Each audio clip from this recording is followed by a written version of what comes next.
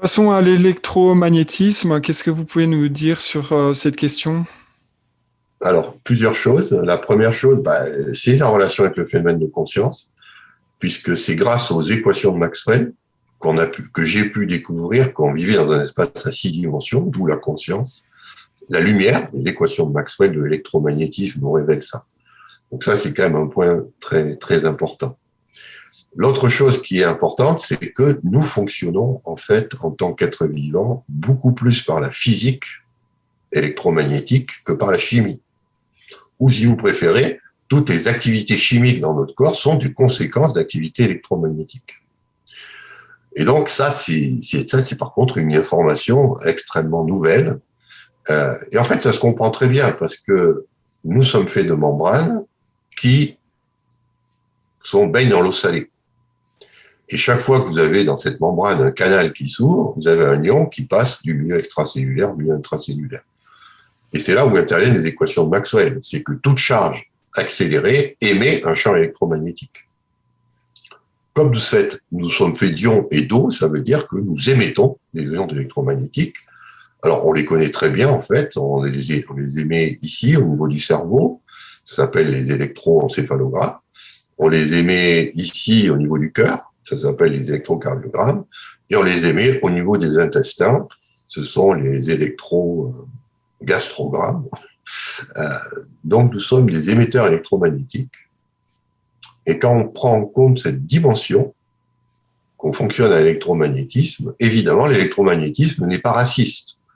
C'est-à-dire qu'il y a l'électromagnétisme que nous créons pour vivre à l'intérieur de nous. Il y a l'électromagnétisme que l'eau utilise à l'intérieur du vide quantique pour mémoriser de l'information. Et il y a de l'électromagnétisme qui vient de l'extérieur par ce qu'on appelle les antennes relais et le Wi-Fi, enfin bref, toutes les technologies de l'information que l'homme a développées. Tout ça, c'est de l'électromagnétisme. Et une fois que les ondes se rencontrent, elles se mélangent. Donc c'est là où on a un énorme souci aujourd'hui. C'est que ce brouillard électromagnétique qui est généré par toute l'activité électronique, les objets connectés, la 4G, la 5G, vient se surimposer à notre électromagnétisme interne. Et quand ça se superpose, ça peut superposer pour le meilleur, mais pour le pire aussi. Et on peut déclencher des pathologies. Et donc là, on a un défi à relever, que l'être humain aura à relever dans les années qui viennent, c'est comment vivre avec des technologies sans fil, sans remettre en cause notre électromagnétisme interne. Et non seulement notre magnétisme interne, mais aussi l'électromagnétisme qu'utilisent les bactéries, les arbres, les abeilles. Tout ça, ça fonctionne, la nature fonctionne avec l'électromagnétisme. Et nous, on arrive avec nos gros sabots, on envoie des informations sur toutes les bandes de fréquences, et après on dit, tiens, les arbres sont malades. Ah ben les abeilles, elles ont un problème. Ah puis nous, on a des maladies de civilisation qui n'existaient pas il y a quelques années. Comment on va gérer tout ça? Et quand on voit le niveau de conscience de l'homme politique, on a des soucis à se faire, parce que pour eux, il n'y a pas de problème. Si on en croit les opérateurs de téléphonie mobile, on peut vous irradier en permanence sans aucun problème. Et le pire, c'est évidemment le passage à la 5G, qui va se faire de façon complètement incontrôlée. Je parle d'un point de vue biologique, pas d'un point de vue technique. D'un point de vue biologique, on va utiliser des fréquences qui sont, par exemple, de l'ordre de 60 GHz. Et 60 GHz, c'est une fréquence que l'être humain n'a jamais connue. Pour la bonne raison, c'est qu'elle est filtrée par la couche d'ozone. Donc, la vie, depuis qu'elle existe sur Terre, la vie aérobie, n'a jamais connu cette fréquence. Et nous, avec notre technologie, on va irradier toute la planète sur cette fréquence. Eh ben, si vous êtes capable de savoir quelles vont être les conséquences, chapeau. Là, on est dans un brouillard total. Ça peut se passer très mal. Alors justement, vous parlez de la 5G. On a vu qu'ils ont profité du confinement pour déployer massivement sur le territoire la 5G. On voit bien qu'il y a des raisons, il y a des raisons cachées. Est-ce que vous pensez que On a beaucoup d'informations qui indiquent que ces fameuses injections contiennent des éléments qui peuvent être captés par la 5G. Vous en pensez quoi? Je suis assez sceptique.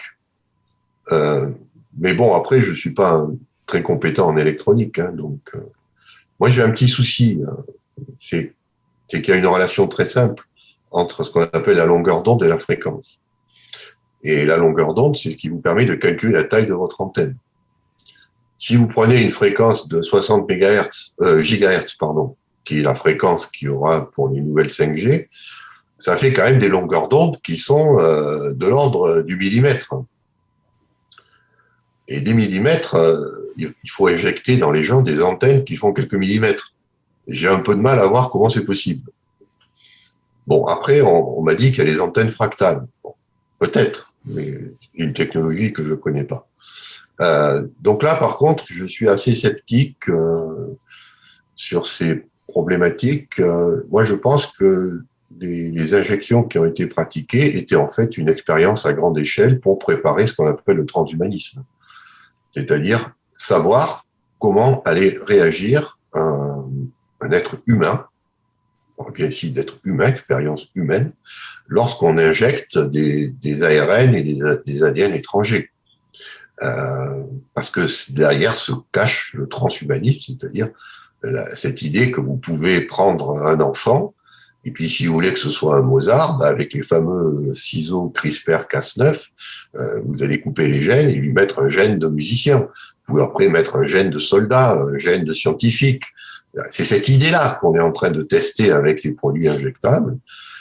Qui ait des liens avec la 5G, je pense que c'est plus un hasard.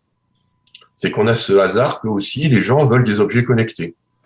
C'est-à-dire qu'on veut que quand je rentre dans la pièce et que je dis à mon frigo donne-moi une bière, bah, il faut que le frigo il est prévu que la bière soit dans le frigo. C'est-à-dire qu'il est passé commande si jamais il n'y avait plus de bière. Et ce monde des objets connectés coïncide avec ce monde des manipulations génétiques. Et c'est là où on est à la confrontement de ces deux choses-là. Et est-ce que c'est concerté ou est-ce que c'est indépendant? Ça, je n'en sais rien. Du moins, il est trop tôt pour moi pour savoir. Mais par contre, oui, il y a ces deux mondes, le monde de l'électromagnétisme et le monde du génie génétique qui se rencontrent et qui, si on prend ça sur le papier, auraient les moyens, effectivement, de se parler et de faire des transhumains. Mais, je vous dis, moi, j'ai pas encore de preuves indubitables qu'on en est là.